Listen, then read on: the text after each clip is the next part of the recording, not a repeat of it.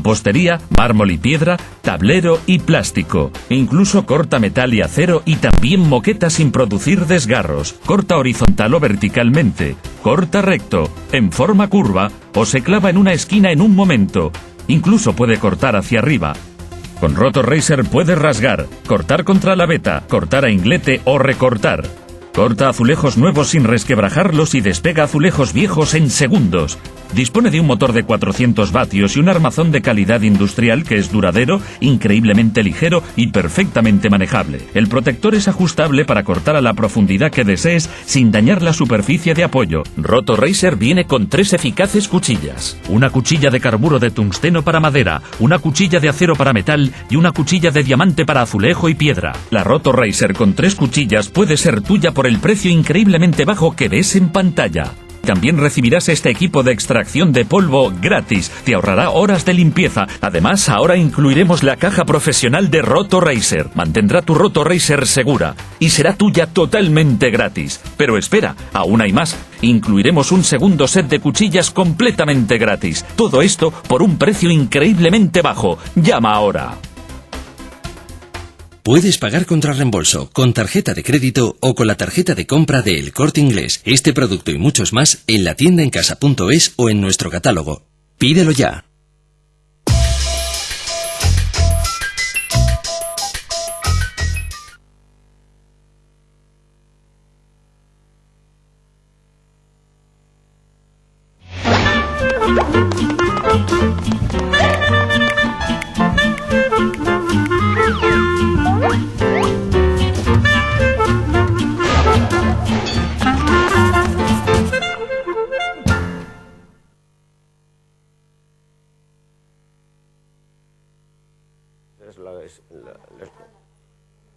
Muy buenas tardes. Lo que estamos viendo es la llegada de Urdangarín esta mañana a los juzgados de Palma. Es la segunda vez que vemos al duque de Palma hacer este paseillo para declarar ante el juez Castro. Antes de iniciar esa declaración, de responder a las preguntas del magistrado, el duque de Palma ha querido leer su propia declaración, dejando claro que la Casa del Rey no autorizó o avaló sus actividades.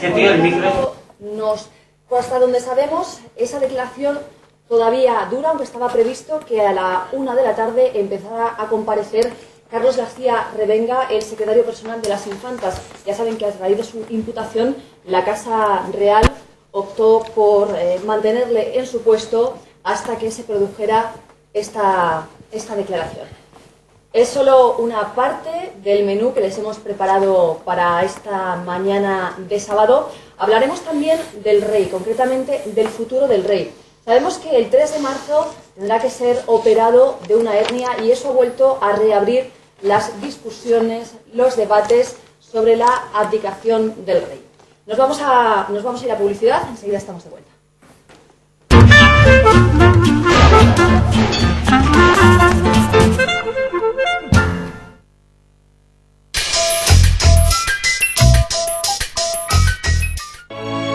¿Qué podría ser más deseable? ¿La belleza del oro o la magia de las piedras preciosas? ¿Collar o pulsera? ¿Con qué nos quedaríamos? ¿Por qué no con todo? El conjunto Mayfair, un fabuloso collar y pulsera a juego con toda la elegancia del oro de primera ley y el encanto de más de 4 quilates, de rubíes, zafiros y esmeraldas, auténticos y certificados. Y además, la inconfundible luz de 88 Swarovski Elements. Mayfair es la exclusividad y la elegancia que solo se podía encontrar en las mejores joyerías del mundo. Pero ahora está a su alcance llamando al 902 80 86 90 y solo por una pequeña cuota mensual sin intereses.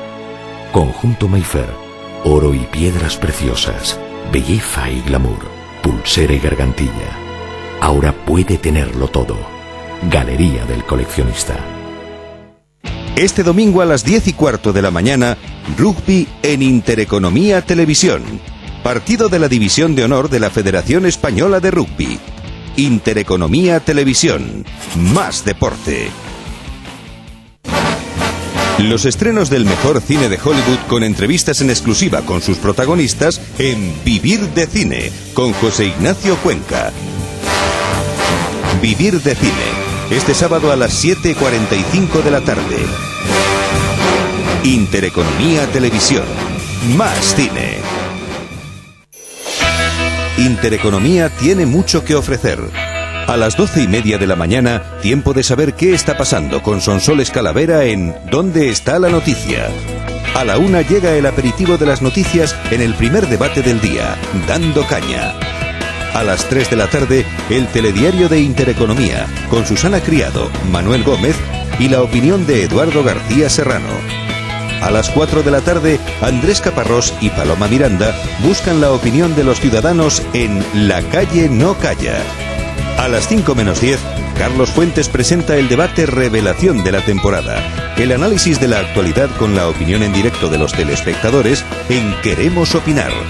A las 8:30 de la tarde, Xavier Orcajo y Carmen Stein presentan el telediario de Intereconomía, donde les contamos las noticias, no se las leemos. A las 9:20 de la noche llegan los interminables personajes de Los Clones para sacarle una sonrisa a la actualidad del día. A las 10 menos cuarto de la noche, El gato al agua, la tertulia política de referencia más copiada de la televisión, con Javier Algarra y los mejores tertulianos. Y a las 12 menos cuarto, Punto Pelota, con Josep Pedrerol y una alineación de comentaristas de lujo con las exclusivas más comentadas del fútbol español. Intereconomía Televisión, siempre por delante.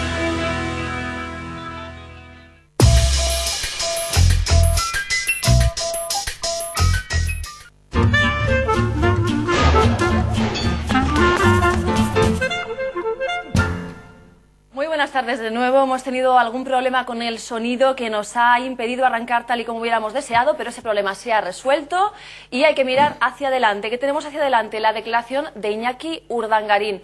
El duque de Palma comparece por segunda vez en los juzgados de Palma ante el juez Castro y lo hace para explicar exactamente su implicación en el caso Nos después de esos correos electrónicos que aportó como documentación la semana pasada Diego Torres. Lo primero que ha hecho es leer una declaración antes de contestar al juez, exonerando a la Casa del Rey, concretamente diciendo que la Casa del Rey no asesoró, autorizó o avaló sus actividades, dice el duque, en Nos. Enseguida vamos a profundizar en esa declaración que ya están viendo en pantalla. Antes les vamos a avanzar otros de los temas que vamos a abordar este domingo, porque hay muchos temas sobre los que dar caña, entre ellos el futuro del rey. A raíz de esa nueva operación de una hernia discal a la que se va a someter el próximo 3 de marzo, se ha reabierto el debate sobre su abdicación. De hecho, un miembro del PSC le pedía esta semana que abdicara en su hijo Felipe. La Casa del Rey lo ha desmentido, aunque hay algunos cronistas que siguen apostando porque el rey está contemplando esa opción. Y lo hace justo cuando se cumplen 32 años de uno de los momentos más difíciles que tuvo que vivir el monarca español, el golpe de Estado. Este 23F se cumplen 32 años. Hemos invitado al autor de uno de los libros más polémicos sobre este particular, más polémico, digo, porque levantó mucha polvareda por cuál era la implicación del monarca. Eso también se lo vamos a contar y vamos a explicarles por qué los actores, o algunos de los actores del cine español, están en pie de guerra contra el ministro Montoro, que ha acusado a algunos, sin decir nombres, de no pagar impuestos en nuestro país. Todo eso y mucho más hasta las 3 de la tarde aquí en Dando Caña. Por cierto, en Dando Caña contamos con su participación a través de los mensajes al 25 5 88 con la palabra caña. Pueden mandarnos sus opiniones y las compartiremos. El receptor de esos mensajes, Rubén Lagarejo. Muy buenas tardes. ¿Qué tal? Muy buenas tardes. Comenzamos el programa de hoy y ya tenemos comentarios de Twitter. Nos decía un espectador, concretamente Jorge Serrano, al empezar: nos vemos a la 1:30, así que ahí queda eso. Ya saben que pueden seguir mandando sus comentarios, @dandocana con el hashtag dandocaña. Gracias, Rubén. Solucionados los problemas de sonido, José Manuel Yáñez. Muy buenas tardes. Buenas tardes. ¿Qué tal? ¿Cómo afrontas este sábado donde el rey Juan Carlos podría estar viviendo Si no un segundo golpe de Estado, al menos un 23F un poco turbio. ¿Por qué lo dices? ¿Por las manifestaciones que hay convocadas hoy? ¿O claro, por eso. No se me yo creo que el rey Juan Carlos lo que tiene que estar es profundamente preocupado por el paseillo por la rampa del martirio que ha hecho Iñaki Urdangarín, que va a hacer, si no lo está haciendo ya, el secretario de las Infantas, y por todos los correos electrónicos que ha puesto sobre la mesa el señor Torres, buscando, por supuesto, su defensa, lógicamente, pero que señalan claramente a la Casa Real, con lo cual que yo creo que ahí tiene su 23F particular en este caso, ¿no? Y por las protestas que hay en la calle, pues bueno, es que no hay plena justificación para que la gente salga a decir en la calle lo que no puede decir en otros ámbitos y manifestar su descontento y su rechazo por esta gran estafa que es la política de recortes y ajustes a la que nos tiene sometido Angela Merkel. De todo esto hablaremos. Por cierto, Revenga ya ha comenzado a declarar. José Antonio Fuster, buenas tardes. ¿Qué tal? Buenas tardes. Otro 23F movidito. Bueno, a mí yo creo que el rey no tiene que estar preocupado, el rey tiene que estar triste de ver a un yerno como el duque de Palma pues haciendo ese paseillo. No creo que el rey esté especialmente preocupado, sabe que cuenta con el respeto de la inmensa mayoría de los españoles y sabe además que no tiene en este caso, por mucho que Ñáñez mueva la cabeza, no le están viendo, pero es que está moviendo la cabeza. No le están viendo, pero ahora sí puede repetir el gesto. Es que claro, menos mal que los 3 minutos primeros nos han grabado, porque Ñáñez además dijo unas impertinencias sobre la Casa Real que yo espero que algún día la recuperemos. Pero espero que el rey esté tranquilo. Pues no lo está. Esté tranquilo porque... No tiene motivos para estarlo. No, que esté tranquilo. Tiene que estar triste. Tiene que estar triste por su yerno y tiene que estar triste porque a su hija la están castigando a pena de Internet. Y no es pena de telediario. La pena de telediario a su Alteza Real se la están omitiendo. Pero la pena de Internet. La pena de Internet es gravísima en este caso. Pero bueno, tiene que ser grave. Bueno, antes de que empecéis la tertulia, me vais a permitir que presente al resto de invitados, porque no solo hay dos. Tenemos otros dos al otro lado. Jesús Palacios, buenas tardes. ¿Qué tal? Buenas tardes. Decía yo, hablaremos de un libro polémico, o al menos con polémica, que tú eres su autor.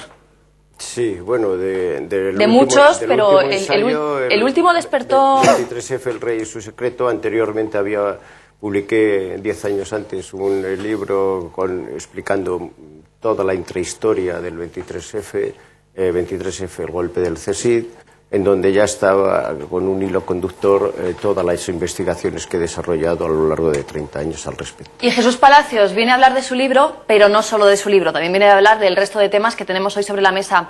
Alfonso Vasallo. Buenas tardes. Buenas tardes. Fenomenal. Bueno, pues yo terciando en lo que decía... Ya te metes directamente en la tertulia, vamos a ello. No, me gustaría decir, bueno, que el rey debe estar sufriendo, evidentemente, que todo lo que está pasando, el caso Urdangarín, es un caso que de momento el culpable es Urdangarín, de momento es lo que sabemos, vamos, el culpable no, perdón, el imputado, la justicia tendrá que decidir ya, pero digo relacionado con la Casa Real, ¿no? García Revenga también está imputado. Sí, pero digo familia real. Ya no te puedo pillar más, lo he intentado 2 veces. No hay que olvidar una cosa, hay que ser muy preciso aquí, no hay que olvidar una cosa, todo esto es fruto del clima de impunidad en el que se ha movido la familia real durante todos estos años. El rey don Juan Carlos ha hecho lo que le ha dado la gana a otro nivel, o sea, no ha habido nunca ningún caso, no se le ha acusado de un caso de corrupción, entre otras cosas porque la figura del rey es inviolable, es decir, no puede sentarse en un banquillo, pero sí que ha generado un clima de impunidad con el tema de la ejemplaridad. Entonces la actuación de Urdangarín se inscribe ahí. Es verdad que no es lo mismo Urdangarín que el rey, Urdangarín que la familia real, no es exactamente lo mismo, pero sí que ese clima de impunidad lo genera el rey don Juan Carlos. Eso me gustaría apuntárselo al señor Fuster, ¿no? ¿Fuster? Fuster, vale. No vayamos a pelearnos por la tilde. Lleva tilde, pues no hay... Bueno, hay que ser preciso. Pero ¿qué tenemos que apuntar al rey? ¿La ejemplaridad? Dices tú, la transparencia que eso... No, en España nos teníamos que enterar de lo que hacía el rey a través de la prensa del resto de Europa. ¿Pero qué hacía el rey? Sino reinar en un Estado democrático y social de derecho que conducía a los españoles a los mayores niveles de prosperidad que han vivido los tiempos. ¿Qué estaba haciendo el rey? Pero una cosa, eso es cierto, pero una cosa no quita la otra. Me acabas de recordar un clima de impunidad, me acabas de recordar a Montoro. Esa acusación que has hecho, clientelar, un clima de yo te doy un favor porque a través de la figura de la corona, etcétera, etcétera. Oye, esa acusación que acabas de hacer Supongo que tendrá alguna prueba de que el rey ha hecho algo que sea impropio o incorrecto. Hombre, porque yo hasta ahora no conozco nada impropio o ilegal, incorrecto. ilegal no, pero impropio o incorrecto yo creo que sí. Vamos, bueno, la pues hemeroteca está llena, las revistas italianas, etcétera. El próximo que me diga Fuster, aquí salimos a bofetón. He dicho Fuster. Disculpa, Fuster, que te diga. Gracias. Gracias, señor Palacios. Hay no evidencias, hay constataciones de muchas operaciones. Yo no me quería meter de entrada en este asunto que se quiere ya desatar en torno al rey, pero hay muchísimas evidencias y constataciones de muchos actos, de muchas operaciones, de muchas acciones del rey, no solamente con respecto a su vida privada, sino sus acciones siendo jefe del Estado, en donde ha hecho muchas intervenciones en operaciones financieras, económicas, en las que se ha lucrado, en las que ha ganado muchísimo dinero, en las que se ha convertido en una de las mayores fortunas de Europa. Y de eso sí que se ha publicado cosas y sí que se han dicho.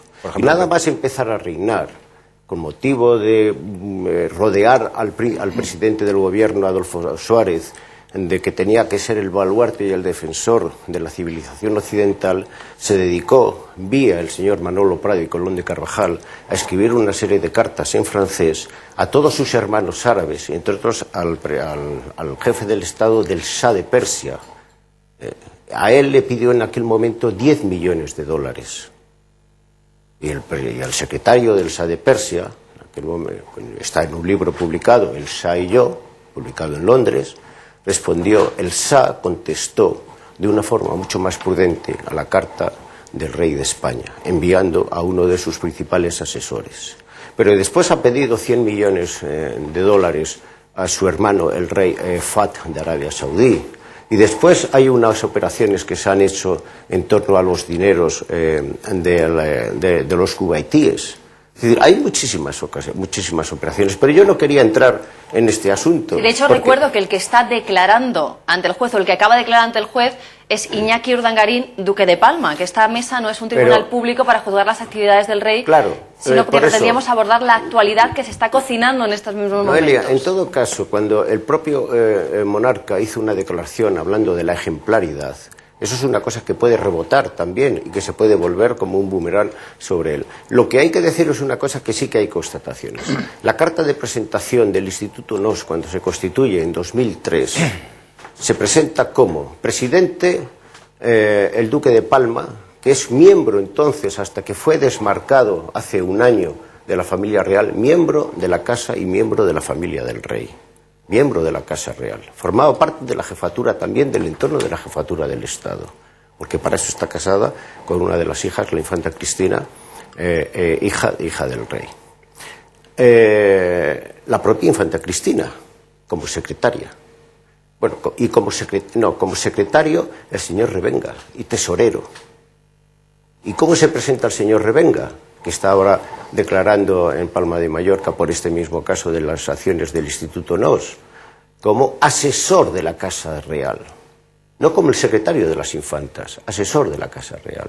Es decir, la carta de presentación que tenían estos señores estaba involucrando directamente a la casa, a su majestad el rey y a la Casa del Rey, a la jefatura del Estado. Y eso ha sido durante 2003, 2004, 2005, 2006, hasta que las publicaciones que se están dando en prensa y las llamadas de atención a través del conde de Fontao y otras personas indican que es prudente que el señor Urdangarín salga de la escena, se desmarque de eso, porque ya se le buscarán otras Bueno, Jesús, se nota que te apasiona la historia, porque de momento no hemos llegado al día de hoy. Así que yo voy a reconducir esta mesa, porque a este paso nos vamos a quedar sin saber qué ha dicho Iñaki Urdangarín, y eso no nos lo vamos a permitir por nada del mundo. Meto en vereda de los tertulianos y a la vuelta de publicidad repasamos los grandes titulares que ha dejado la declaración de Urdangarín. Seguimos pendientes de la de Revenga y antes les cuento una noticia de muchos quilates. En Dando Caña ofrecemos a nuestros espectadores una joya muy especial, el conjunto Mayfair, un conjunto de gargantilla y pulsera que ahora nos pone a nuestro alcance Galería del Coleccionista. Son 4 quilates de piedras preciosas, auténticos zafiros, esmeraldas, rubíes, Swarovski, oro de primera ley, engastes y cierres de alta joyería. ¿Y cuánto cuesta esta maravilla? Pues se nos quedan 10 euros al mes gracias a una oferta especial para Dando Caña. Solo hay que llamar al 902 80 86 90 y hacer su reserva ahora mismo. El conjunto Mayfair es el regalo perfecto o simplemente para darnos un homenaje y cumplir un sueño por solo 10 euros al mes. Recuerde, puede conseguir este conjunto, el conjunto Mayfair, llamando a ese teléfono que aparece en pantalla, el 902 80 86 90. Puede aprovechar la publicidad o se anota el teléfono y lo va haciendo a lo largo del día. A la vuelta, los titulares de la declaración de Urdangarín, que ha terminado, ha exculpado totalmente a la infanta doña Cristina, la desvincula de la trama NOS y niega tener cuentas en el extranjero. Si Fuster nos deja algún canapé, también volvemos con con el estómago lleno y las pilas cargadas. Enseguida estamos de vuelta.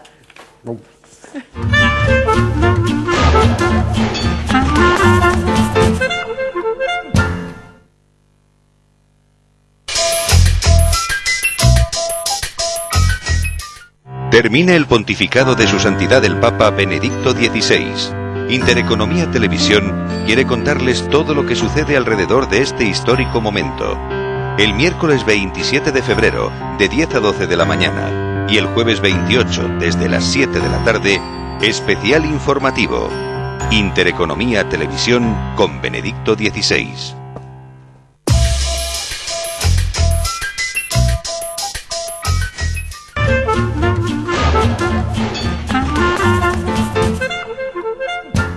La Casa del Rey ni asesoró, ni autorizó, ni avaló las actividades del Duque de Palma al frente del Instituto NOS. La infanta doña Cristina no está involucrada en la trama y no hay cuentas en el extranjero. Titulares que se deducen de la declaración que ha hecho ante el juez Castro y ante los fiscales el Duque de Palma. Antes de responder a sus preguntas ha querido leer una declaración que enseguida vamos a mostrarles en pantalla. Empieza diciendo: quiero declarar que como consecuencia de la entrega y difusión de determinados correos y documentación presuntamente relacionados con este procedimiento, ahí lo está leyendo, lo que denuncia el Duque de Palma es un intento por intentar trasladar, valga la redundancia, el foco informativo hacia la Casa del Rey, es decir, cómo su socio estaría intentando desviar la atención e involucrando a la Casa del Rey. De hecho, el abogado de Urdangarín ha dicho que va a intentar impugnar esos correos que presentaba Torres.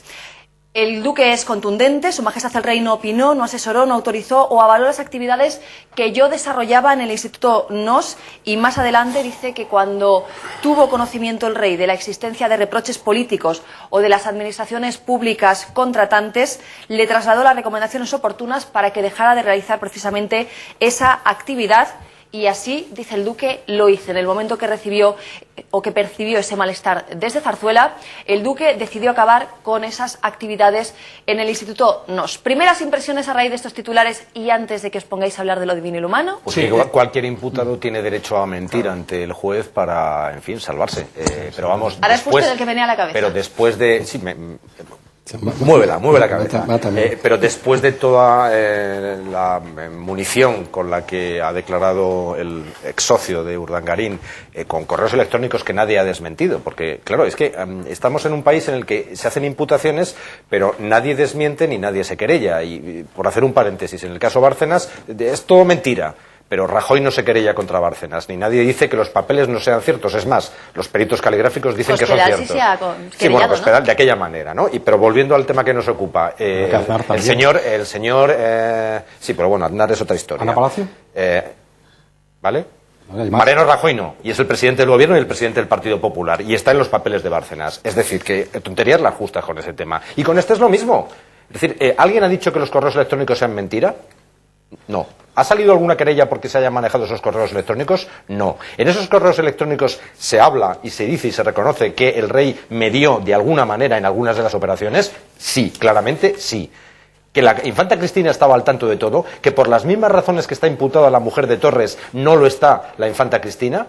¿Pero de qué estamos hablando? ¿De que los niños vienen de París? Lógicamente, el señor Urdangarín tiene todo el derecho del mundo a mentir ante el juez, en el ejercicio de su legítimo derecho de defensa. Pero vamos, a mí me suena música celestial. Yo creo que lo que pasa en este juicio, como en todos los juicios, es que asistimos a lo que podríamos llamar la verdad judicial. Una cosa es la verdad judicial y otra cosa es la verdad de verdad, o sea, la verdad real. Una cosa es lo que pasó y otra cosa es la estrategia de defensa de unos y de otros. Entonces, Diego Torres, que no es el bueno, es el malo. Esta no es una película de buenos y malos, sino de malos y peores. Diego Torres, claro, tiene derecho, como muy bien has dicho, a ejercer su derecho a defensa y construye una estrategia en la que le echa la culpa, todo el rato está implicando a la Casa del Rey y en concreto al rey, ¿no? Y el Duque de Palma lo que hace es todo lo contrario, claro. ¿Qué podíamos esperar que dijera el Duque de Palma? Pues claro, dice que la Casa del Rey y el rey no tienen nada que ver con esta historia. Es lógico que diga eso. Eso sería, digamos, la verdad judicial. Luego haremos cuál es la verdad real. Pero me gustaría subrayar una cosa muy importante, y es que estamos hablando de temas muy graves, acusaciones muy graves en toda la trama del Instituto NOS, ¿no? Malversación de caudales públicos, fraude a la administración, y luego un tema también especialmente grave, que es un asunto que va a salir a lo largo del día de hoy, es el tema de que Urdangarín y Torres están acusados por la Fiscalía de construir una trama de facturas falsas para evadir impuestos a paraísos fiscales, a Belice, a Inglaterra, al Reino Unido, etcétera, etcétera. O sea, los asuntos son muy graves, ¿no? O sea, esto no es una tontería, esto no es una cacería de elefantes en Botswana, o sea, yo digo un poco por centrar los términos, ¿no? Con lo cual el asunto es muy serio. Ahora bien, ¿se sabrá la verdad finalmente? Pues posiblemente al final, yo incluso me atrevería a echar, en fin, una porra a ustedes y a todos los espectadores a que al final todo va a terminar en Urdangarín y se acabó. Pues vamos a aceptar ese reto que los espectadores institucional, ¿no? A través de Twitter o de esos mensajes que pueden mandar al 25588 nos cuenten cómo creen ustedes que va a terminar este periplo judicial de Urdangarín y sus socios en los tribunales. Esperamos esos mensajes que enseguida Rubén nos los lee. Pero, de todas formas... Sí, sí, bueno, claro. Ahí, en el rótulo que acabáis de poner, dice que Urdangarín dice que la Casa del Rey no asesoró, pero bueno, vamos a ver, ¿nos toman por tontos o qué? Es decir, ¿quién es García Revenga? Nosotros decimos lo que ha dicho Urdangarín. Claro. No digo Intereconomía, lógicamente. Igual que el otro día dijimos lo que en Torres estaba declarando, García Revenga, que es alguien que pasaba por allí, ¿no? Es el secretario de las Infantas. Estaba metido de hoz y coz en el Instituto NOS. Entonces, ¿cómo se puede decir que la Casa Real no asesoró? Es que, de verdad, insisto, el legítimo derecho a mentir que tiene un imputado es lo que se pone de manifiesto. Pero este asunto, como bien decía Alfonso, es gravísimo. Y, además, surge en un momento en el que estamos rodeados, la sociedad española, de asuntos gravísimos que están poniendo patas arriba los cimientos de la mayoría de las instituciones, entre ellos la corona, además de por otros muchos motivos de los que mi contertulio sabe muchísimo más que yo, vaya. Es decir, que es que, de verdad, seamos serios, abordemos este asunto con la profundidad que requiere. A mí no me gustaría especular, y no deseo especular sobre este asunto. Me gusta hablar sobre acciones que son constatables y documentos que están saliendo y que son públicos ya. ¿Por qué? Porque se han publicado, pero han entrado en sede judicial, claro, y después se han publicado, no tanto de los comentarios en los periódicos.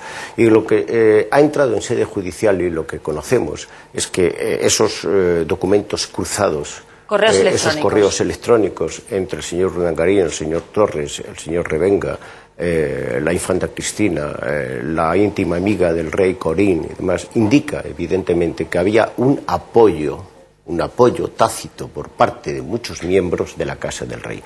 No conocemos ninguno expreso del rey, pero sí, por lo menos hay declaraciones en esos mismos correos en donde dice que pues se pueden hacer gestiones para favorecer conseguir distintos objetivos.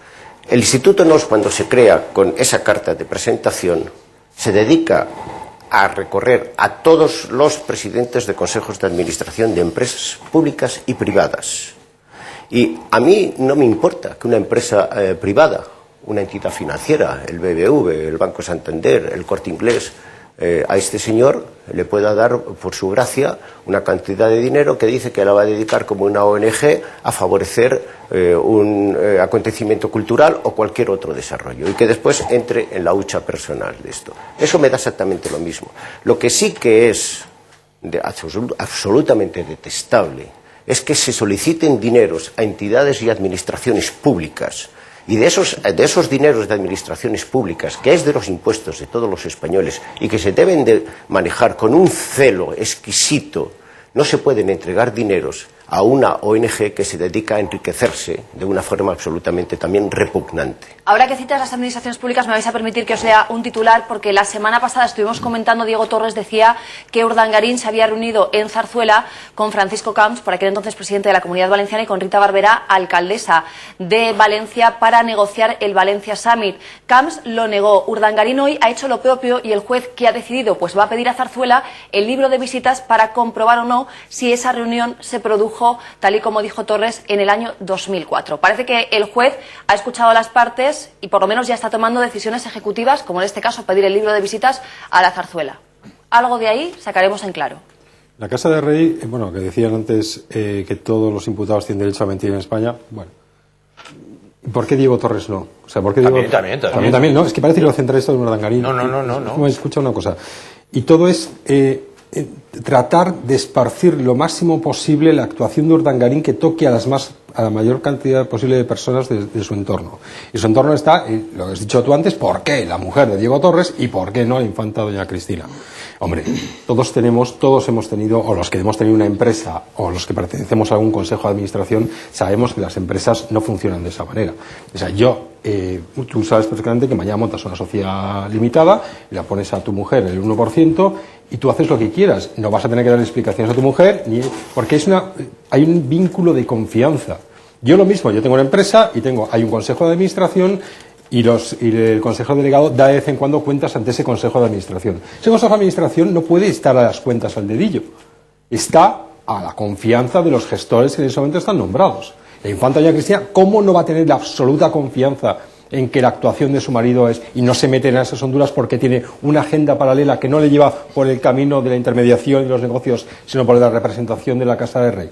¿Y por qué la mujer de Torres sí? Porque habrá pruebas en el sumario que indiquen que la mujer de Torres sí que está metida en ese asunto. Y en el sumario parece que hay pruebas de que la infanta Cristina conocía todo. No es cierto eso, porque le preguntan, y está en el sumario también, lo hemos sabido a varios trabajadores de NOS, si la infanta doña Cristina aparecía por ahí, si cobraba de institutos, y todo el mundo ha dicho, en ningún caso, y aparte yo no podría asegurar tal cosa porque sería mentira. Y eso lo dice todo el mundo que pasa por ahí. Diego Torres podrá querer esparcir todo lo que sea, pero si creemos que Urdangarín miente, también podemos pensar que Diego Torres miente, podemos pensar que mucha gente miente aquí.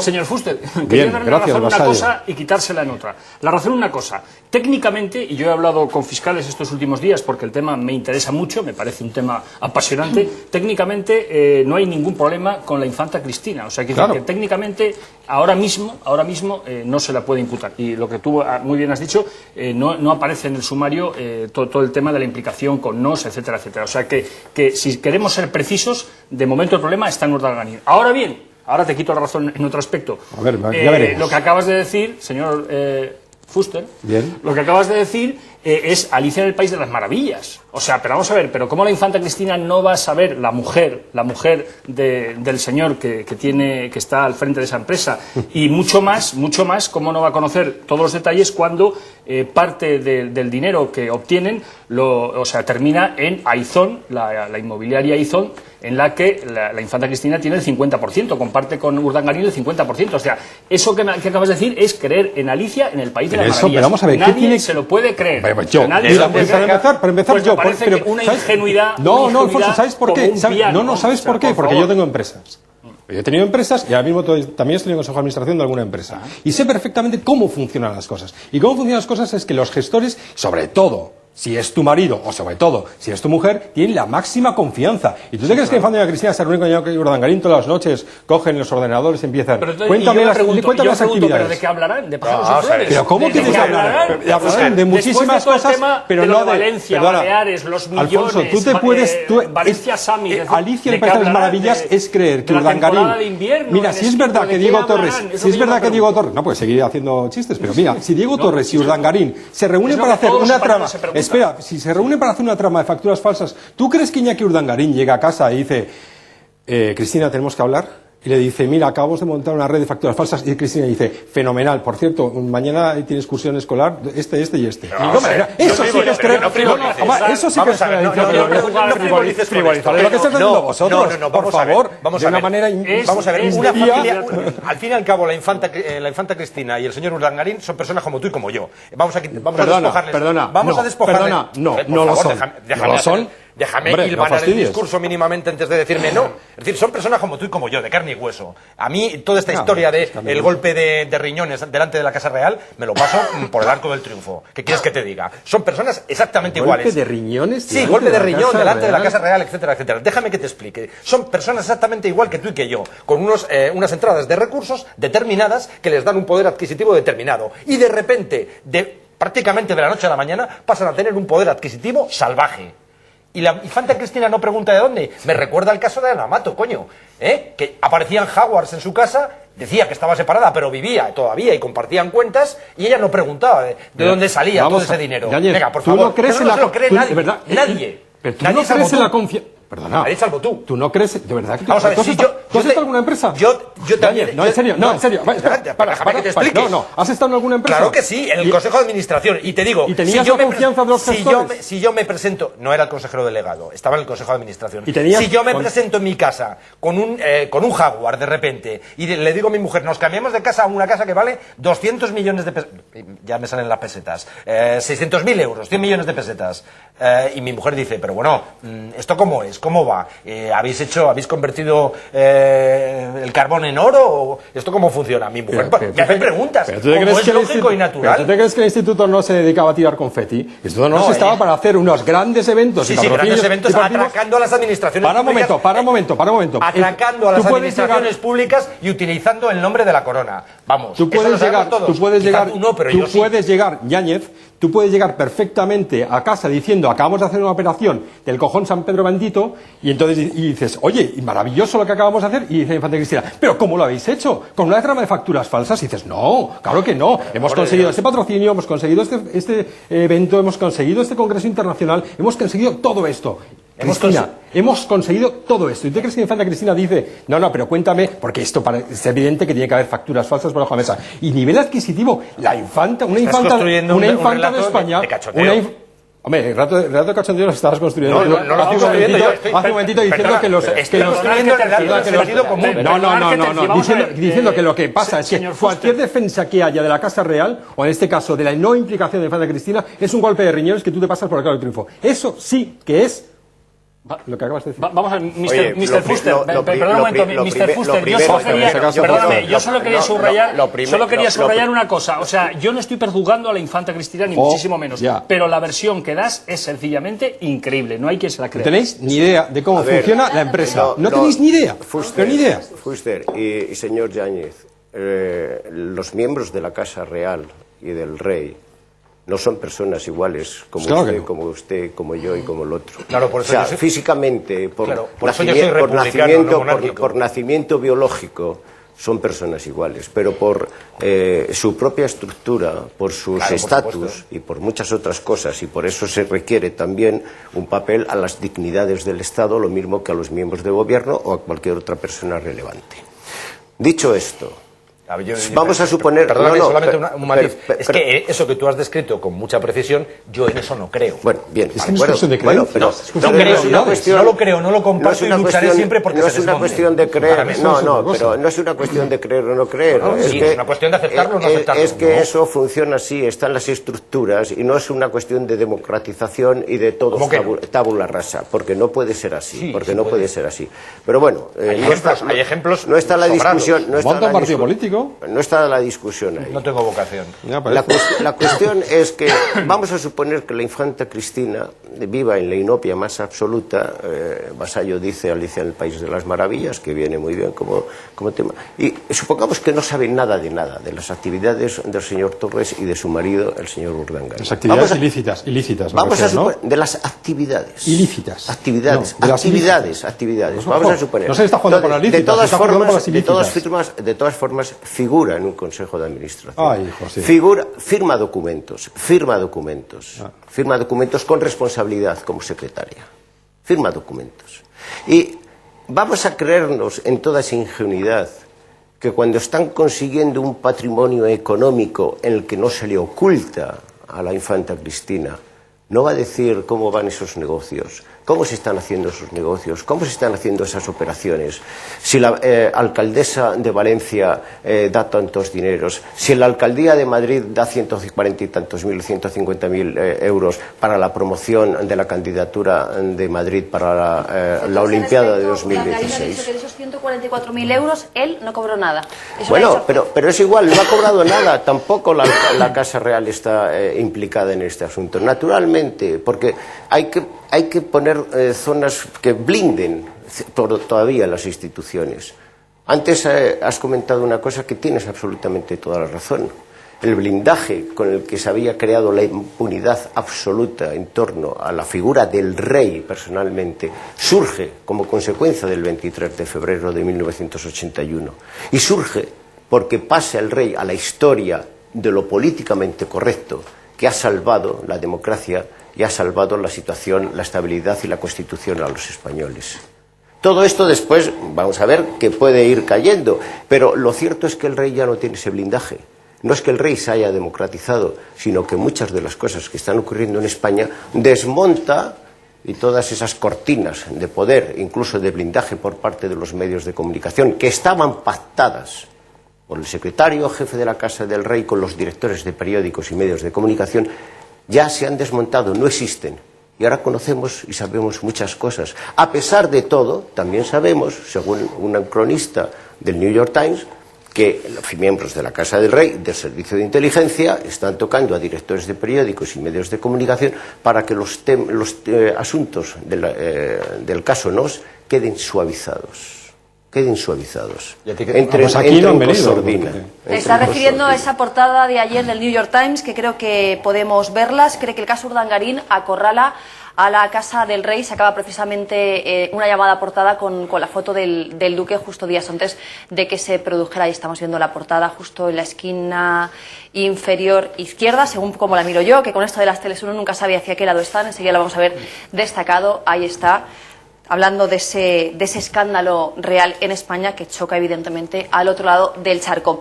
Enseguida vamos a los mensajes que están llegando a través de las redes sociales. Antes, y solo por escuchar otra de las partes, en este caso la acusación popular, esto es lo que decía su abogada justo antes de que se produjeran las declaraciones de Urdangarín y la de Carlos García Revenga. Vamos a escucharle. Esta declaración que va a prestar hoy el señor Urdangarín pone de manifiesto que realmente no tiene ningún tipo de indefensión y, como cualquier otro ciudadano, está teniendo el derecho de defenderse sin ningún tipo de traba y sin ningún tipo de indefensión. Y respecto al señor García Revenga, pues esperamos que nos manifieste su implicación respecto a todo este asunto y que, exactamente igual que el señor Urdangarín, pues nos cuente la verdad. Pues ahí están contando cada uno su verdad, igual que Diego Torres hizo lo propio, su verdad, o como se decía en esta mesa, la estrategia que uno haya pactado con sus abogados defensores. Rubén, nosotros no hemos pactado nada, simplemente le hemos pedido a la gente que nos cuente qué opina de este asunto, qué es exactamente las opiniones que nos están llegando. La misma diversidad de opiniones que tenemos hoy en nuestra mesa también la tenemos en el Twitter. Y comenzamos con Carmen Roldán, que nos dice que es normal que Iñaki Urdangarín desvincule a la Casa Real de sus actividades y también a su esposa. Lo que pensemos los españoles es otra cosa. Marcelino Rodríguez nos pregunta, ¿es de recibo criminalizar al rey por lo que hace su yerno? Más respuestas que nos llegan desde casa. Marta Cañizares, hay que confiar en todo el mundo. La presunción de inocencia vale de algo. Y por último, Max nos dice que juzgan y culpen a Urdangarín es lo mejor que le puede pasar a la Casa Real. Así no hay suspicacias ni sospechas judiciales. Ya saben que pueden seguir mandando sus comentarios a @dandocana con el hashtag dandocaña o sus mensajes al 25588 con la palabra caña. Pues vamos a recoger ese guante que nos lanzaba un espectador. ¿Se puede culpar al rey por lo que haga su yerno o su hija o su primo? No, yo he notado que casi todos están conmigo, lo cual bueno, es que el compañero ha hecho una selección sesgada en modo alguno, si no hay una evidencia, no se constata y después en vía judicial o en el proceso que haya después, el juicio, hay una relación directamente que sí que se puede aplicar o achacar a la Casa del Rey, al propio rey o al monarca o en fin, o quien sea. Evidentemente no, hasta que eso no quede de alguna forma demostrado. Solo le podría apuntar con el dedo si se demostrara que él también estaba metido en la trama. Y eso no ha sucedido. O que hubiera animado, impulsado, apoyado, hubiera hecho gestiones, hubiese dicho a su yerno, no te preocupes que te vas a forrar dentro de muy poco tiempo y vas a hacer muchos dineros creando simplemente, en fin, una pantalla y yo te voy a poner en línea para que aquí empieces a recibir... No veo yo al rey diciéndole esas cosas a don Iñaki Urdangarín. No me cabe en la cabeza que le diga, chaval, te vas a forrar. Está comiéndose la comida del domingo y le diga, preocupes que te vas a forrar, chato. No lo veo. Eso, o sea, una familia que salvo que vivió el exilio de Estoril de la eso. manera en la que lo vivió. Pobrecitos. Exacto, pobrecitos, que había que llevarle el whisky. Sí, Qué lástima me lo da. sabes perfectamente. Ay, sí, pues te dice de dar lástima, sí te de dar lástima. No. Porque estuvieron mucho tiempo alejados de una y vivían en la pobreza más absoluta, como los desahuciados de ahora, ¿no? En bastante pobreza. Oh, eso sí que ha sido demagogia, ya. No, es una pregunta. Eso sí que ha sido una pregunta. un golpe duro, duro. Vamos a ver, parece que estás comparando un exilio después de una guerra civil con un desahuciado. Tío, es que te falta... Oye, Rubalcaba y tú, en el Congreso de los Diputados, dando un mitin a 15M. ¿Qué ha pasado, Yañez? ¿Qué ha pasado? No ha pasado nada. Eso ha sido un mitin de indignado. Es que yo estoy indignado. Te falta decirme... Es que yo estoy indignado. Te falta sacar una ahora hacer el panegírico. Efectivamente, no hay pan para tanto chorizo. Pero si es que me lo estás poniendo en bandeja. Lo que yo digo es que vendernos ahora la historia, de nuevo, que ya da náuseas, de que en el exilio de Estoril... Yo la digo yo. Estoy comiendo. Bueno, lo siento. Pero a mí me da náuseas la historia de que en el exilio dorado de Estoril, en fin, por favor. Perdón, por favor. Tienes que enterarte de cómo fue el exilio dorado. Señor Fuster, el exilio fue terrible, o sea, yo no quisiera yo estar en un exilio, por supuesto. Y oye, yo por mí ya hablo con quien sea. Pero desde el año 75... ¿Para exiliarte tú o para exiliar a Vasallo? Pero desde el año 1975 el rey ya no estaba y la familia en ningún exilio. ¿Tú te crees que después de haber vivido lo que vivió su padre, el rey va a estar diciendo en las comidas familiares, Iñaki Urdangarín, tranquilo, chato? ¿Qué tiene que ver eso? ¿Qué edad media? Si fue antes de ayer. Perdona, me gustaría subrayar una cosa que me parece de fondo. Antes habéis comentado que los miembros de la familia real no son como los demás. Sí son como los demás, pero me explico. Voy a explicarme con precisión. El que sí es distinto de los demás es el rey. ¿Por qué? Por la Constitución. O sea, la Constitución así lo fija. La figura del rey es inviolable, etcétera, etcétera. Y la casa real. En ese sentido. Sabemos por qué, ¿no? Pero no. Pero la Casa Real no es inviolable. La Casa Real no es inviolable. Es decir, sabemos por qué, ¿no? Me permite acabar mi discurso. ¿Sabemos por qué? No, sí, ahora lo explico. O sea, porque hacía falta, en la arquitectura constitucional de España, en la transición, hacía falta una figura que estuviera por encima de todo, por encima del bien y del mal, en el buen sentido de la palabra, para conseguir pasar a un régimen monárquico constitucional en el que los derechos y libertades estuvieran asegurados, etcétera, etcétera. Y hacía falta una especie de instancia superior y esa instancia era el rey. Con lo cual se llegó a un acuerdo, como muy bien ha dicho el profesor Palacios, un consenso político, social y mediático para que la figura del rey, bueno, pues estuviera salvaguardada. Pero, Alfonso, el consenso social no existía. El consenso social no existía. Está en la Constitución, la figura del rey es irresponsable. Pues eso. Personalmente, la figura del rey. Pero luego hay un capítulo de la casa... Acabo. ¿Por qué? O sea, que tenía su lógica, y es que hacía falta un árbitro de toda la arquitectura política, o sea, que tenía su lógica. A mí eso me parece mal. Ahora bien, en los demás miembros de la Casa Real, la prueba es que están ahí, están compareciendo ante el juez, ¿no? Yo no me he referido a eso, yo me he referido al asunto de las dignidades que tienen las personas que están en una estructura de poder. No es lo mismo, aunque sea igual, un señor que es civil hasta que es nombrado o designado ministro. Ya tiene una dignidad y por lo tanto tiene un protocolo y por lo tanto tiene un trato. Pero si está implicado en un caso de corrupción se pedirá un suplicatorio y acabará sentándose en el banquillo. Es que al final la igualdad fundamentalmente es una igualdad judicial. Ahora, lo que me parece sorprendente, lo que me parece llamativo, lo que choca con todo esto es aquella frase, en mi opinión desafortunada, de Su Majestad en el discurso de Navidad del año pasado cuando dijo que la justicia es igual para todos, ¿no? Y hace 2 años. Hace 2 años. Para todos no es igual. No es igual. Él es irresponsable. Lo estamos viendo. Él salvo que sea una cuestión y he dicho que a mí no me parece mal porque tiene un sentido político y constitucional. Bueno, lo único que se le quiso... desde mi punto de vista es inaceptable en el año 2013. Bueno, pues entonces no acepta usted la democracia española ni la transición. O sea, usted no está de acuerdo con la Constitución. No estoy de acuerdo con muchos de los apartados de la Constitución. Igual que no estoy de acuerdo con muchos de los trágalas que hemos vivido con la sacrosanta transición. Muchas nos las han colado a los españoles. Noelia tiene que dar tiene que decir una cosa muy importante. importante. publicidad y luego a la vuelta Jesús nos va a contar, para los que no hayan leído su libro, cuál es el secreto que guarda el rey respecto al golpe de Estado del que hoy se están cumpliendo 32 años. Volveremos a la historia y me da que volveremos a hablar del rey largo y tendido y seguimos pendientes de cuánto titular pueda surgir de esa declaración de Carlos García Revenga ante el juez Castro en Palma de Mallorca. Y ahora sí, antes de ir a la publicidad, recordarles que en este programa nos encanta el qué, este nuevo producto que nos propone Galería del Coleccionista y que nos facilita tomar decisiones. Es Emblematic de Lanscott, una pareja de relojes joya que lo tiene todo para que no nos cueste decidirnos. Son la elegancia hecha reloj, pero también tienen un diseño muy moderno y dinámico. La alta tecnología de una maquinaria suiza de máxima precisión, porque en Suiza hay algo más que cuenta Suiza, sí, también hay maquinaria de alta precisión. También tienen el acero quirúrgico de última generación. Impresionan con el encanto del oro y el prestigio de la marca Lanscott. Y por supuesto, modelos para hombre y el otro es para mujer, para que aquí tampoco haya que preocuparse a la hora de elegir y de tomar decisiones. Así es la pareja de relojes joya Lanscott Emblematic. Una decisión muy fácil a la hora de pensar en relojes de alta gama. Y por si ese precio fuese un último problema para decidirse, les voy a recordar que se pueden adquirir por tan solo 10 euros al mes sin intereses. Solo tiene primero que tomar una decisión.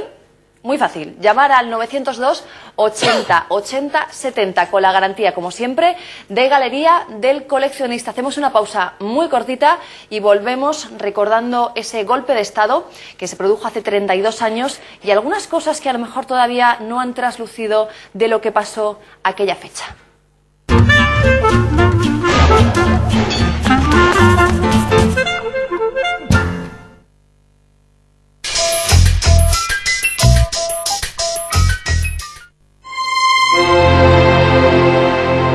¿Qué esperamos encontrar en un gran reloj?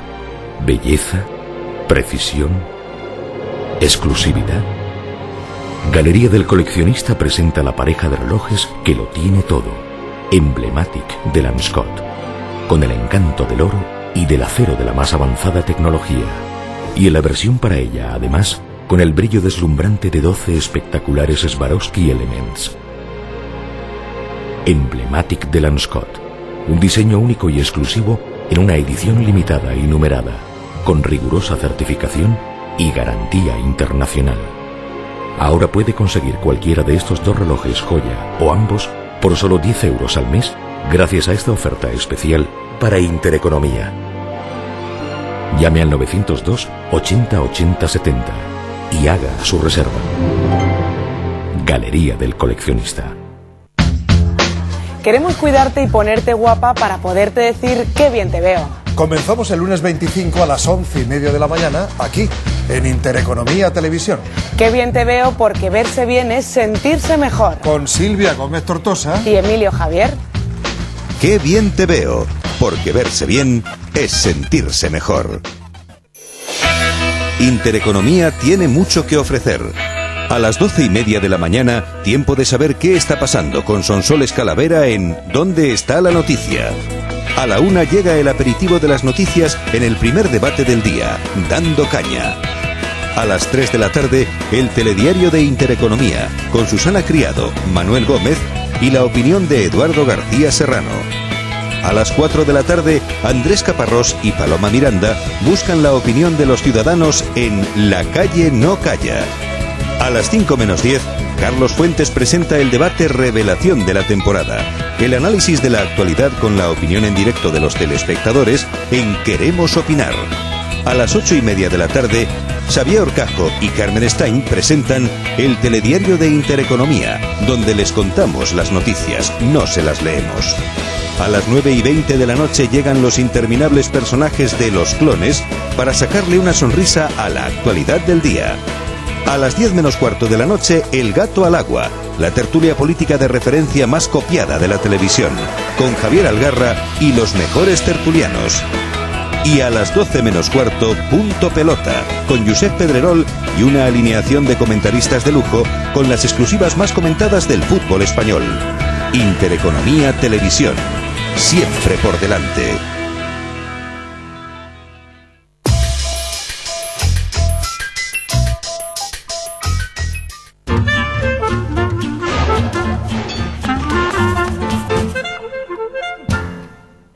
descansa ni siquiera en la publicidad. Aquí seguimos hablando del rey y ustedes siguen mandando sus mensajes. Rubén, cuéntanos, que me dicen que esos mensajes no paran ni siquiera durante la publicidad, y les recuerdo que estamos a punto de abrir un nuevo capítulo y hablar del 23F, del golpe de Estado. No paramos, perdón, Noelia. No paramos de recibir mensajes desde casa, nos dice Roberto Sánchez. Los que se saltaban a la torera la presunción de inocencia ya han sentenciado sin esperar a la sentencia. Marcelino Rodríguez nos dice que Urdangarín era jugador de balonmano, no empresario. ¿Qué sabe él de empresas? Creo que simplemente era la cara bonita que firmaba. Por otro lado, Carmen Roldán nos dice que aunque el rey no haya intervenido en los asuntos de Iñaki Urdangarín, los españoles y la prensa ya lo hemos condenado. Y por último, Marcelino Llopis nos dice que cuánto cuesta el juicio y que cuánto tendrían que pagar en el caso de ser culpables. Ya saben que seguimos esperando sus comentarios @dandocana con el hashtag dandocaña, o pueden mandar sus mensajes con la palabra caña al 25588. Pues Marcelino, a mí me has pillado, no sé cuánto cuesta el juicio, pero sí que es verdad que esa fianza subsidiaria entre Diego Torres y Urdangarín era de 8,1 millones, que equivalía a lo que habrían cobrado de manera a lo mejor un poco fraudulenta, más un tercio más para cometer, supongo que esos gastos y demás. 8,1 millones no cuesta, pero en caso de ser condenados, no sabemos cuánto, pero la fianza de momento, que es el único dato que tenemos, es de 8,1 millones. Pero la justicia no se puede cuantificar con cifras de... Pues verdad se ha contado con las tasas judiciales para no poderse cuantificar, ¿eh? No, pero exacto, esa es la clave. Es decir, no debería haberse montado eso, no debería haberse hecho el Ministerio de Justicia eso, porque la justicia es algo terriblemente serio como para estar pensando en dineritos, pensando en eso. No, la justicia tiene los costes que tiene, es como decir cuánto cuesta el ejército para la defensa de Ceuta y Melilla. No, eso no es dinero, es un precio incalculable. De todas maneras... que los mensajes te siguen dando la razón. Los mensajes me siguen dando la razón y estoy muy contento. Muchas gracias a todos. Es una lástima que en este programa no demos el gato al agua, porque igual hoy te lo llevabas. Sí, estoy seguro además, y además quiero agradecer a todo el mundo que me está felicitando por Twitter y diciendo que Yáñez está hecho un rojazo espantoso en el día de hoy, que parece mentira con lo que él ha sido. Gracias, público, afición. No te has llevado el Goya, pero has podido dar el discurso. Me apetecía, mira. Hay otros muchos mensajes de espectadores que opinan justo lo contrario, pero bueno. Bueno, diré a tu mujer que deje de mandar mensajes. De hecho, mirad, el que estaba saliendo decía: la cárcel es todos, Urdangarín, Bárcenas, Orioles, con los de su clase rejas. Bueno, simplemente por leer el mensaje que nos estaba llegando y que mezclaba un poco a todos esos protagonistas de esa crónica a lo mejor más turbia o más... Y no creo que vayas a calificar eso de demagogia, como has hecho con mis argumentos. Y tú me has dicho golpe de riñón y que te pasabas por... No, yo no he utilizado esa expresión. ¿Cómo que no? ¿Has utilizado? He utilizado arco de triunfo. Que no es lo mismo que algo que has dicho que no voy a repetir. Con lo elegante que tú siempre has sido en la radio conmigo, parece mentira que hoy estés de esa manera. Esto no va bien. Esto no va bien, además, Yáñez. Ya hablaremos. Podemos seguir con el programa, ¿verdad? Claro que sí. Por supuesto. Porque empezáis a aparecer primos de esos que no se han visto en mucho tiempo y que no sabéis dónde colocar en las bodas para que no acaben monopolizando las conversaciones. En cuanto nos hemos visto nos hemos cogido unas ganas. Terrible. Bueno, pues vosotros seguid poniéndonos al día. De momento nosotros, esta semana Rubén estuvo preguntando por la redacción a ver cómo la gente recordaba el golpe de Estado, porque es de esas fechas que se te quedan grabadas, tanto si lo viviste como si no lo viviste. En esta redacción hay mucha gente joven y me da a mí que alguno, cuando le preguntamos también, que intentaba parecer que tenía menos años de los que en realidad cumplía. Se cumplen 32 años del golpe de Estado del 23F y hoy queremos saber cómo lo vivieron nuestros compañeros de la redacción. Bueno, pues el 23 de febrero estaba en casa haciendo los deberes y como se da la circunstancia de que mi padre es militar, vivía entonces en una barriada militar, pues a una determinada hora alguien llamó a casa, nos contó lo que estaba pasando, pusimos la radio, empezamos a escuchar lo que pasaba en el Congreso de los Diputados e inmediatamente después empecé a ver autobuses de militares que estaban recogiendo a las personas que vivían por allí y que se los llevaban a los diferentes destinos. Pues personalmente poco, porque yo tenía 4 años, pero sí recuerdo mucha preocupación en mi casa, recuerdo que mi padre estaba trabajando, recuerdo que en Madrid estaba desértico en cuanto se supo la noticia y recuerdo a mi madre muy asustada intentando hablar con mi padre para que volviese a casa. ¿Cómo recuerdas el 23F? Lo recuerdo perfectamente porque tenía 9 años, estaba en mi casa preparando un examen de ciencias naturales que tenía al día siguiente y todo se paralizó. Mis padres enseguida encendieron la radio, la televisión y no me preparé el examen de ciencias naturales, que al día siguiente sí que hubo. Y lo vivía no entendía muy bien lo que estaba pasando, pero lo recuerdo todo perfectamente. El 23F tú no habías nacido. No, el 23F me quedaban 2 años y pico largos para nacer. ¿Y qué te han contado de ese momento? Pues me han contado lo que todo el mundo sabe, ¿no? Sobre todo que un señor indigno llamado Tejero, que se aprovechó de otras personas, lo que hizo fue manchar el nombre de la Guardia Civil para muchos años, porque ese golpe de Estado lo que más provocó, aparte del problema del momento, es que mucha gente tenga una mala visión de la Guardia Civil, que es una visión completamente equivocada a mi juicio.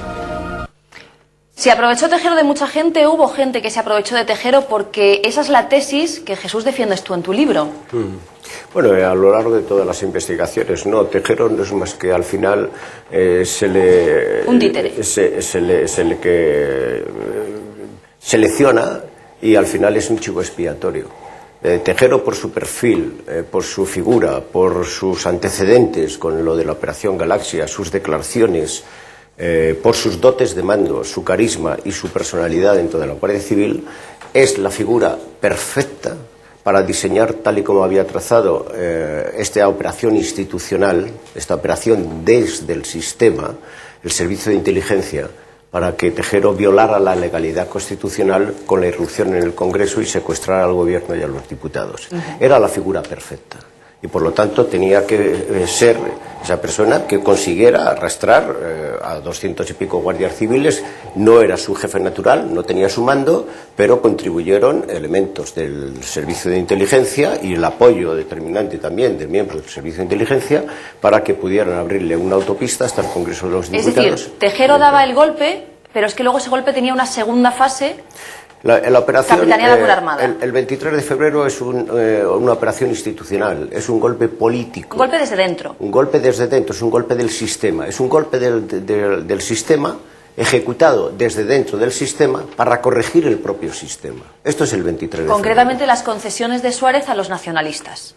Concretamente la deriva y la crítica que se estaba haciendo en España desde hacía 2 años y pico, no por la sociedad, no por ningún tipo de organismo civil, sino por la clase política principalmente, que había acercado a Suárez, le pedían la dimisión por encima de todo.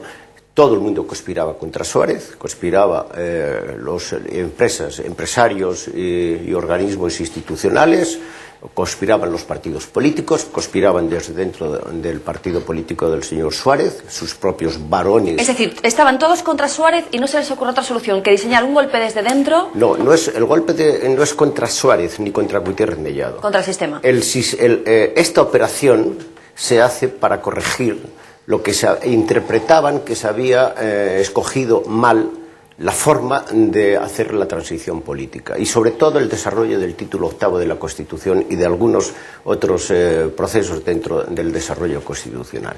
Y se llegó a un consenso político institucional en donde se iba eso a dar como salida con un gobierno de concentración. Ahora, ¿cómo se llevaba a cabo?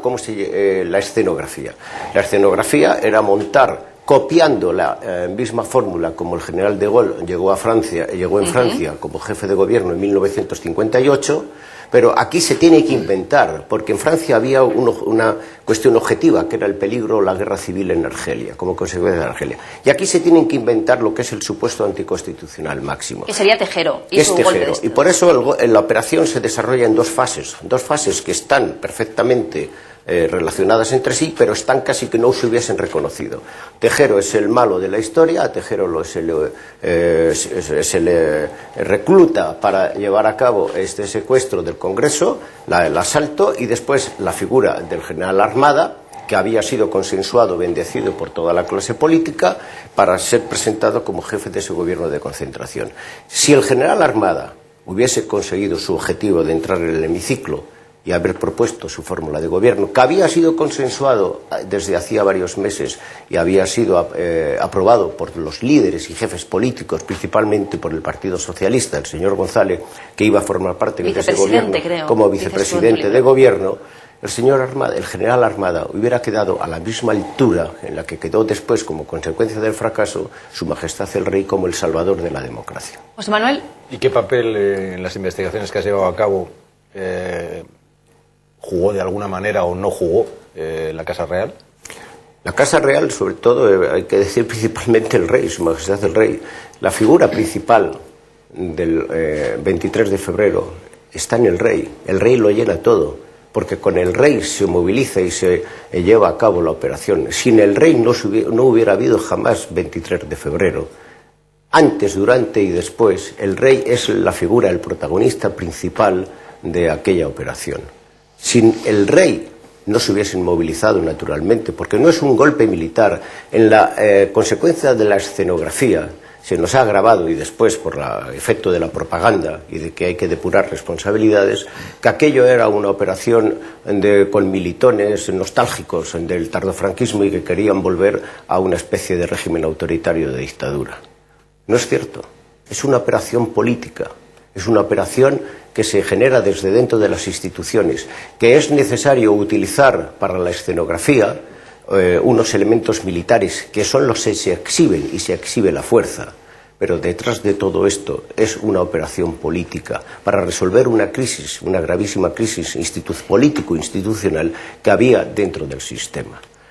Entonces el rey naturalmente que conoce la operación y quien actúa forma parte de esa operación, aparte del servicio de inteligencia, que es el que ejecuta esa operación de Gaulle a la española, tiene que valerse de dos personas de la absoluta confianza. Ninguna otra capitanía general, ningún miembro del Estado Mayor, nadie está dentro de la operación, salvo dos personas. El general Armada, como preceptor antiguo, monárquico de raíz, hombre de toda la y absoluta lealtad y fidelidad al rey, y el general Milans como una persona que tenía que tener el cordón umbilical de apoyo a Tejero en cuanto entrase en el Congreso de los Diputados. A partir de ahí el desarrollo de la operación para que el general Armada, llegado su momento, se presentara en las Cortes y presentara su propuesta de un gobierno de concentración y fuese investido jefe de gobierno.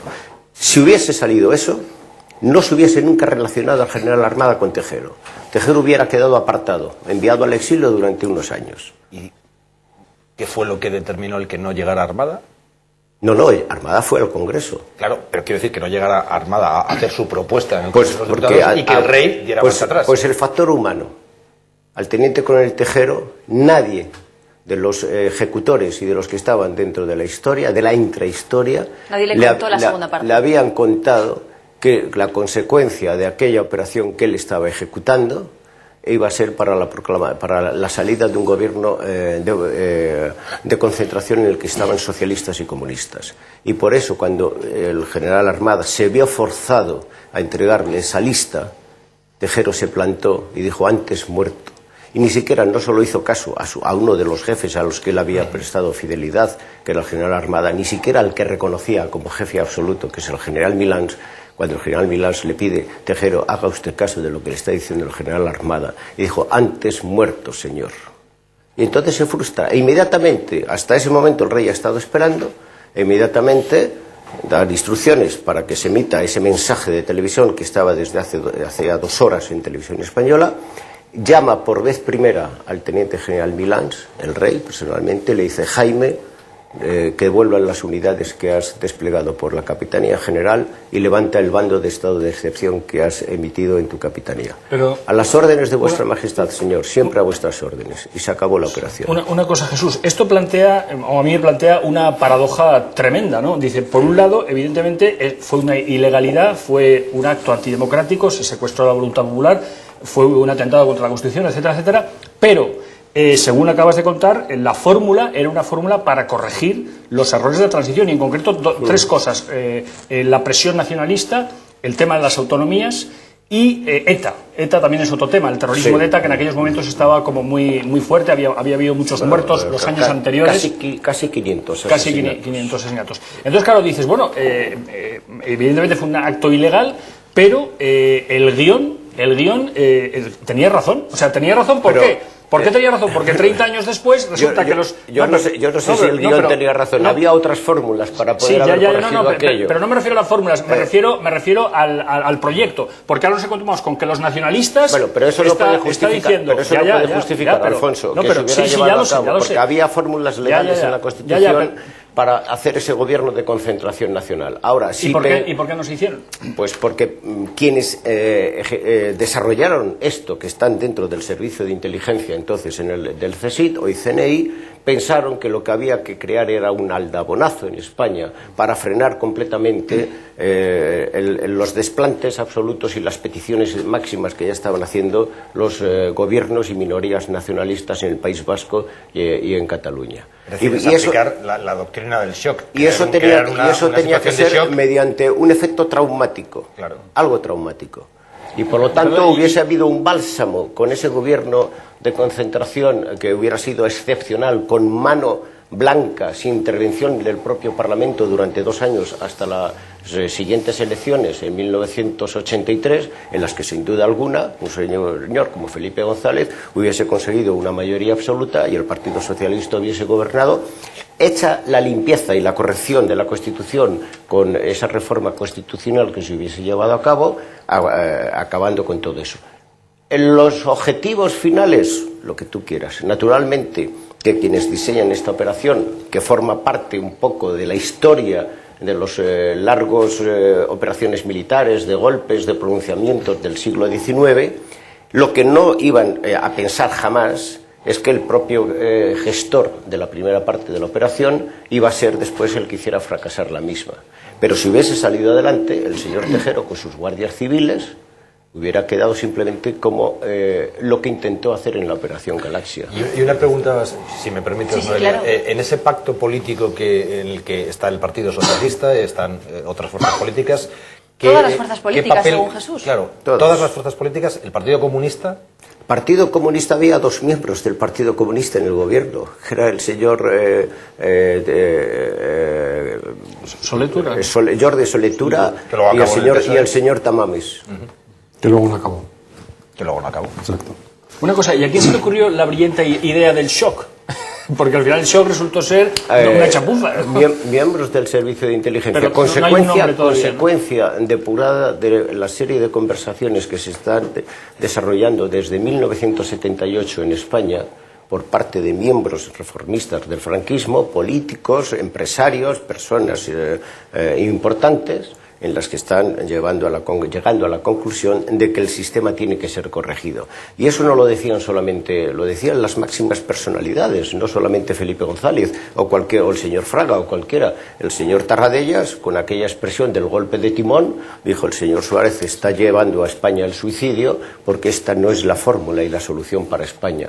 Ustedes despeñarán a España, por lo tanto lleguen a un consenso y a un acuerdo institucional con Cataluña y con el País Vasco y no hagan este absurdo y este suicidio estúpido que es el desarrollo autonómico, el desarrollo constitucional vía Estados autónomos. Le voy a dar la palabra a Fuster y es la última intervención sobre este tema. ¿Por qué? Porque hasta ahí podemos leer porque Jesús Palacios estará el domingo a las 10 de la noche en Sin Tapujos, entrevistado por Eduardo García Serrano, va a hablar del 23F y de la transición, así que tampoco es plan de que nos lo cuente aquí todo. Simplemente eso es como un aperitivo. Desarrollarlo más tranquilamente. Por eso, al ser una entrevista es mucho más fácil que en una tertulia. Hemos querido invitarle porque sabe mucho de esto, porque su libro dio muchas claves que no habían aportado otros escritos y también un poco como aperitivo para ese Sin Tapujos. Les recuerdo, el domingo a las 10 de la noche con Eduardo García Serrano. ¿Usted? No, es que antes se estaban ¿Que no te vas a perder preguntando... la entrevista? Que antes estaban preguntando a los... No, voy a perder, ¿cómo voy a perder eso? Lo sé. Antes estaba preguntando en la redacción que cómo vivieron el 23F. Yo tenía 13 años, 12, perdón. Me acuerdo perfectamente... Te estarás quitando años, ¿eh? No, para nada, 44 tengo, jaja. Bueno, entonces tenía 12 años, ocurrió lo que ocurrió y me acuerdo que mi padre nos tuvo despiertos todo el tiempo hasta que salía Rey en televisión. Porque mi padre decía, que es un señor muy respetable y muy serio, decía, esto lo para el Rey. En mi casa no ha habido nunca una tradición monárquica. Siempre ha habido una tradición... No, yo soy el primero. Yo soy el primero. ¿Inauguras la tradición monárquica? Sí, en mi casa siempre ha habido una tradición monárquica de otro rey. Yo inauguro la tradición monárquica... ¿Qué rey? ¿Don Juan III? Yo inauguro Don Juan III, que en gloria esté, efectivamente. Entonces, yo inauguro la tradición monárquica en este caso. Yo le estoy agradecidísimo al rey por aquel discurso. Agradecidísimo por salir en televisión aquella noche. Y agradecidísimo porque ese día, mi padre, en ese momento en que salió el rey, me dijo: niños, os podéis ir a la cama porque esto ha fracasado. ¿Me permite? Tengo tiempo para decir algo a Fuster. Dígame. Esa declaración que se da como algo mágico, que es no es mágico, que es lo que corta la operación.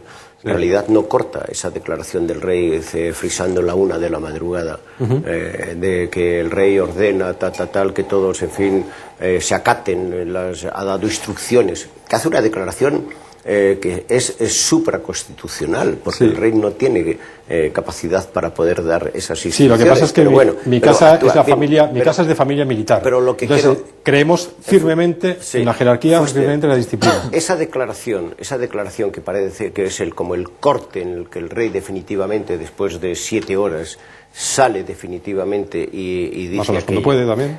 En realidad no corta, simplemente es cuando se decide el rey a desmontar la operación. Yo le vi con el uniforme... 2 horas antes, o 3 horas, a las 10 de la noche, yo estaba entonces en una emisora, lo viví en directo en Radio Intercontinental, que hoy pertenece al grupo de esta casa, en los informativos. 3 horas antes, a las 10 de la noche, se habían emitido por Telex, emisoras de radio, el mismo discurso, lo mismo, exactamente igual. Lo único con el añadido de las últimas 5 líneas. Qué importante es el símbolo. La corona no puede tolerar que personas tal, que el pueblo español recibió a través de... Pero ¿cómo le vemos, Jesús? ¿Cómo le vemos? Como capitán general de los ejércitos, capitán general, vestido de capitán general, dando la orden de la corona. La corona. No... Es que a las 10 de la noche se dan esas instrucciones a las capitanías generales y la operación sigue desarrollándose. ¿Qué es lo que hace que la operación quede abortada y qué es lo que dice el rey en el Telex que le envía al capitán general Milans? Después de esto ya no me puedo echar atrás, ya no me puedo volver atrás. No, para atrás, no me puedo volver para atrás. Es el hecho de que el general Armada no consiguiera su objetivo exclusivamente, porque si no todo hubiera sido cristalino y perfecto, Armada manda hubiera Tejero, habido silencio absoluto, jamás se hubiera escrito una operación del gobierno de concentración fruto de un golpe de Estado, sino como solución a una operación. Pero toda esa operación que tú diseñas falla por una cosa, falla por Tejero. ¿Cómo se manda a alguien así al Congreso de los Diputados? Eso es lo que falla. Porque pensaron que la lealtad y la disciplina como oficial iba a primar por encima de todo. Por eso se viste el rey con capitán general. Muchas claves, sin tapujos, el domingo a las 10 de la noche, Eduardo García Serrano entrevista a Jesús Palacios para hablar del golpe de Estado y de la transición. Por cierto, antes de irnos a publicidad, ha salido el CIS para ver quién ha ganado el debate del Estado de la Nación de esta semana. El 34,6% de los españoles cree que Rajoy, el 7,7% piensa que Rubalcaba y, atención, porque hay un 39,1%, casi un 40%, que es la opción mayoritaria, que dice que no lo ganó nadie. Esto nos hace hacernos una idea de cómo está la percepción de la clase política. Y antes de ir a publicidad, contarles que hay momentos del día que marcan la diferencia. Por ejemplo, tomarse un respiro y reponer la energía para después continuar con la rutina, con el trabajo. Pues para esos momentos les recomendamos Coffee Lag, que es un café muy rico, elaborado con las más selectas variedades de café y con alto contenido de fibra natural, que le va a ayudar además a regular el tránsito intestinal de la forma más sencilla. Disfrute del mejor café y obtenga un aporte extra de fibra, un pequeño gesto como sustituir su café de todos los días por esto, por Coffee Lag, va a aportar a su organismo la fibra extra que necesita. Ponga en marcha su organismo con Coffee Lag, porque pequeños gestos pueden suponer un gran cambio y además se adapta a sus necesidades porque lo tienen natural y también descafeinado y es fácil de llevar porque tiene formato monodosis. Coffee Lag, su café de cada día, además con la garantía de Acta Pharma Laboratorios. A la vuelta de publicidad les contamos por qué algunos actores están muy enfadados con Cristóbal Montoro.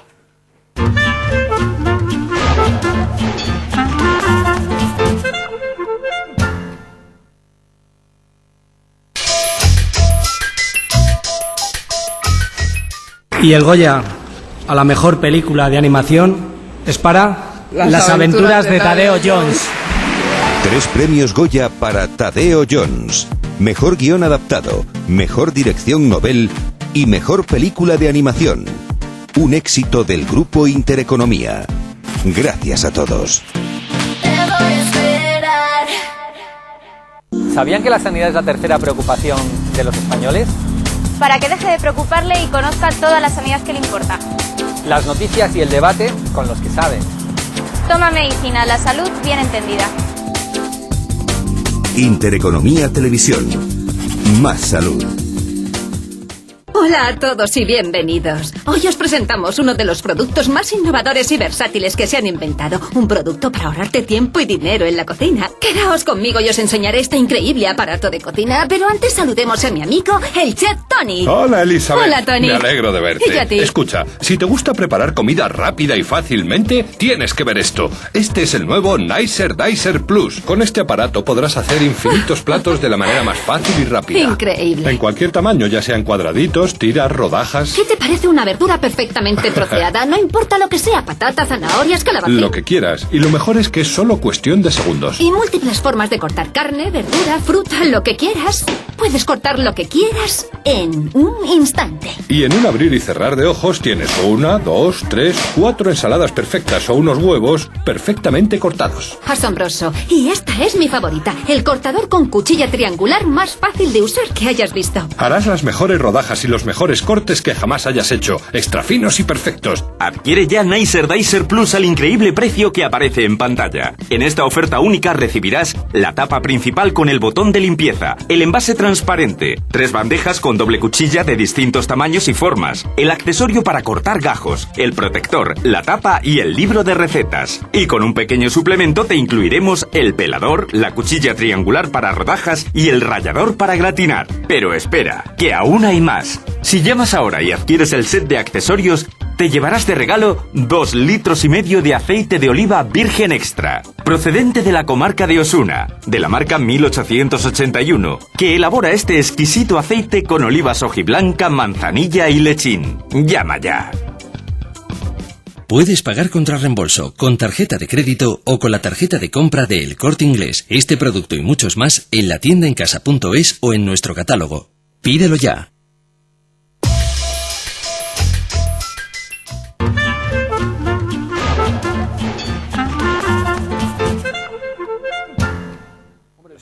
Estamos de vuelta para afrontar la recta final del programa. Nuestra primera parada, Barcelona, donde ayer hubo una reunión multitudinaria del Club de Amigos. Cuca García de Vinuesa nos da las claves de cómo transcurrió esa noche, que creo que fue bastante intensa.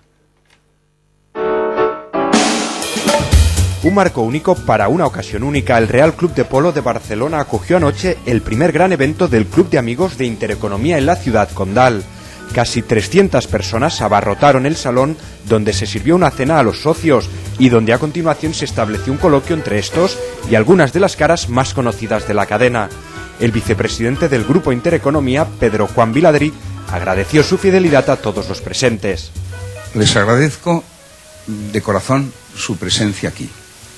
Les pido que tengan la alegría de saber que las convicciones son verdaderas y que la verdad triunfa tarde o temprano. Gracias por ser como son. Gracias porque son nuestra motivación. Personajes como Javier Algarra, José Javier Esparza, Eduardo García Serrano, Miguel Durano, Cuca García de Vinuesa charlaron con todos los asistentes e intercambiaron pareceres a lo largo de la velada. Los socios del Club de Amigos de esta gran familia que es Intereconomía no dudaron en trasladar sus preguntas e inquietudes a nuestros colaboradores, pero sobre todo se oyeron simples palabras de agradecimiento. Agradecimiento por no ser solo una televisión, sino por representar unos valores y un modelo de sociedad en el que tantos españoles creen. Cuca García de Vinuesa prometió que la cena de ayer solo ha sido el principio de una larga lista de eventos del club que recorrerán las principales ciudades del territorio catalán.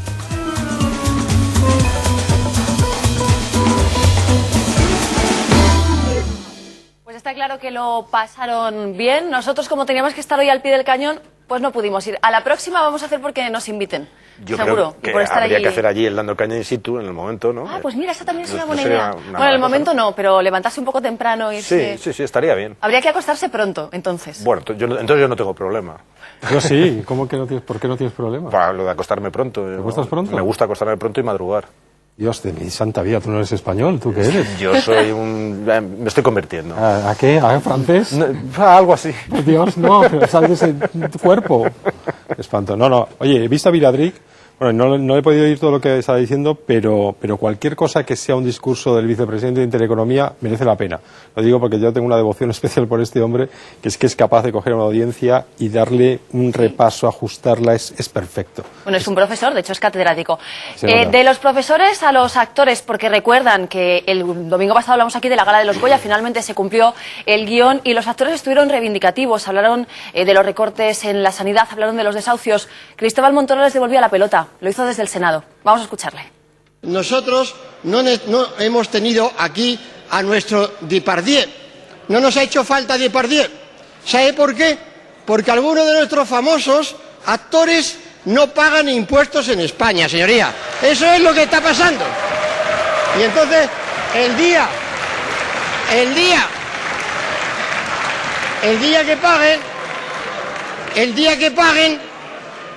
que paguen, las bases imponibles serán más amplias.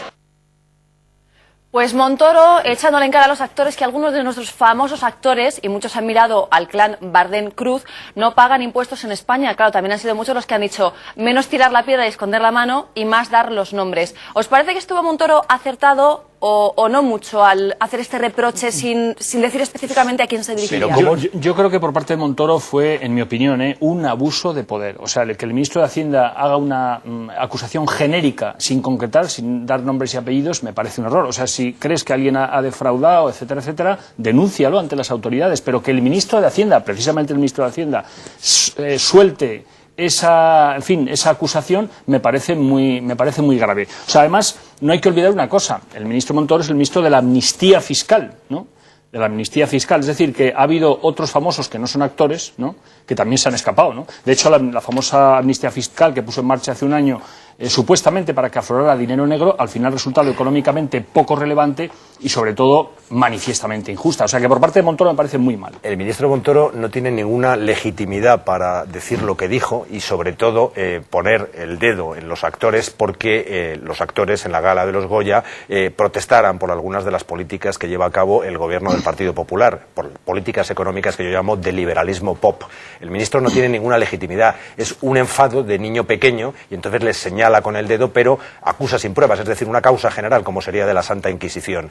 Y en segundo término, el señor Montoro, en vez de señalar con el dedo a un actor en particular que pueda, muchos de ellos viviendo fuera y por tanto pagan sus impuestos fuera, podría mirar simplemente en la Castellana al IBEX 35 y preocuparse por las 27 empresas que muchas de ellas tienen sedes en paraísos fiscales donde tributan. Entonces, ¿por qué no centramos un poco el tiro? A ver si es que el problema de la falta de recursos por la vía de la recaudación es que algunos actores tengan su residencia fuera de España. Yo no aplaudo que los actores tengan su residencia fuera de España. Yo no aplaudo a nadie que tribute fuera y que se beneficie de paraísos fiscales, pero desde luego me parece que la magnitud del problema no está en los actores, sino, en fin, en las grandes fortunas, en las grandes empresas y en toda la gente que se lleva el dinero a Suiza. ¿Pero visteis la gala de los Goya? Yo es que me sí, la vi. ¿Y no visteis lo que ocurría? ¿No visteis cómo los actores que han hecho de su capa un sallo en España desde hace muchísimos años tiraban por una calle absolutamente ridícula y patética? ¿Por qué patética? ¿Por criticar las políticas del gobierno? No, una cosa es criticar las políticas de gobierno y otra cosa es empezar a poner ejemplitos estúpidos sobre que yo tengo un hospital de la sanidad privada, de sanidad pública, que si otra decía que si las hipotecas eran malas, que si... ¿Te refieres a Maribel Verdú y a ese anuncio de hipotecas que ha corrido como la espuma en las redes sociales y que enseguida vamos a mostrar? Me refiero a Maribel Verdú y a cualquier otro que aproveche una gala subvencionada. Pero ese es otro debate. No, es el mismo debate. No, es otro debate. Perdona, ellos... No, hombre, si está... Montoro señala con el dedo, hace una acusación. Y ellos no señalan con el dedo. Ellos tienen una fuerza descomunal. Pero vamos a ver. Muchísima... tú lo sabes perfectamente. El asunto está en que se hace una crítica al poder. No. Con mayor o con menor fortuna. Eso no es crítica. Con mayor o con menor fortuna. Y seguro que hay alguno de esos actores que protestaron, yo no seguí la gala de los Goya, pero luego lo he leído en prensa. Y seguro que hay alguno de esos actores que no estuvo precisamente afortunado. Y seguro que hay alguno de esos actores que tendrían elementos por los que callar que deslegitiman su crítica. Pues nosotros nos tenemos que callar no por elementos, sino porque llega el informativo con Juan Ignacio Caña, con Cristina Sanz y, evidentemente, el día ya cargadas de noticias. Algunas se las hemos contado y otras se las van a contar ellos. Gracias a todos por acompañarme esta mañana de sábado, en especial a ti, Jesús, que sé que has hecho prácticamente un Tetris para encajar esto y para venir a hablarnos del golpe de Estado del que hoy se cumplen 23 años. Mañana les hablaremos de cómo ha transcurrido esa marea, ese conjunto de mareas que van a confluir esa tarde en la Plaza de Neptuno. Entre otros temas, les esperamos aquí a la 1:30. Y paso lista, ya lo saben. Hasta mañana.